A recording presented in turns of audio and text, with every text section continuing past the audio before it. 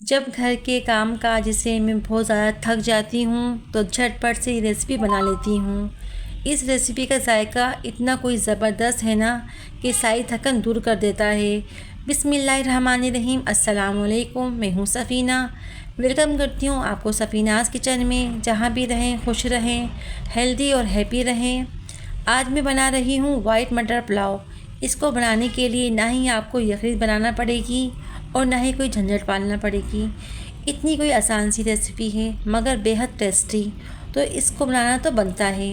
White मटर पुलाव बनाने के लिए आप खुले बर्तन में आधा कप ऑयल शामिल कर लें और जब ऑयल गर्म हो जाए तो एक दरमियानी साइज़ की प्याज को बारीक कट करके ऑयल में शामिल कर दें। अच्छे से मिक्स करें।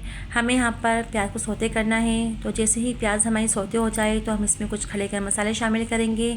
ज़ीरा हाफ़ टेबल स्पून, 2 बादियान, 3 हरी इलायची, 2 दालचीनी के टुकड़े, 5 लौंग, 1 टीस्पून दक्कनी मिर्च और 1 बड़ी इलायची।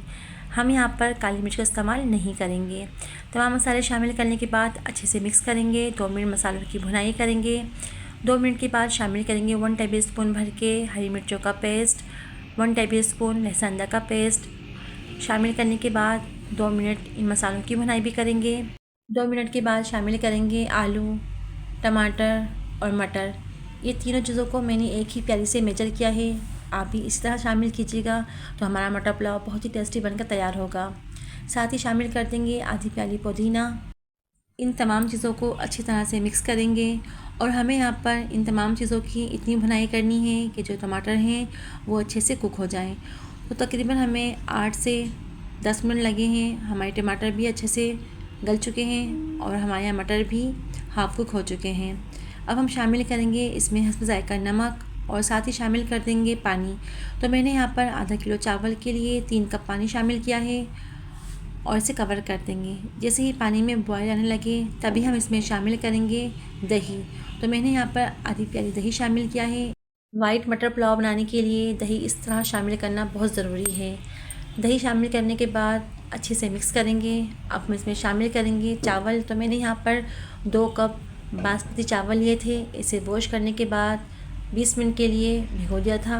आप सारे चावल शामिल कर दें। जब भी चावल बनाएं, चावल की कोई भी रेसिपी बनाएं, नमक लाजमी चेक कर लिया करें, क्योंकि अगर आप 100 मसाले भी डाल देंगे ना, अगर चावल में नमक बराबर नहीं होगा तो किसी भी चीज़ का टेस्ट नहीं आएगा। जैसे ही चावलों में पानी कम होने लगे तभी हम ऊपर से शामिल करेंगे कुछ साबित हरी मिर्चें और लाल मिर्चें और इसे दम पर छोड़ देंगे।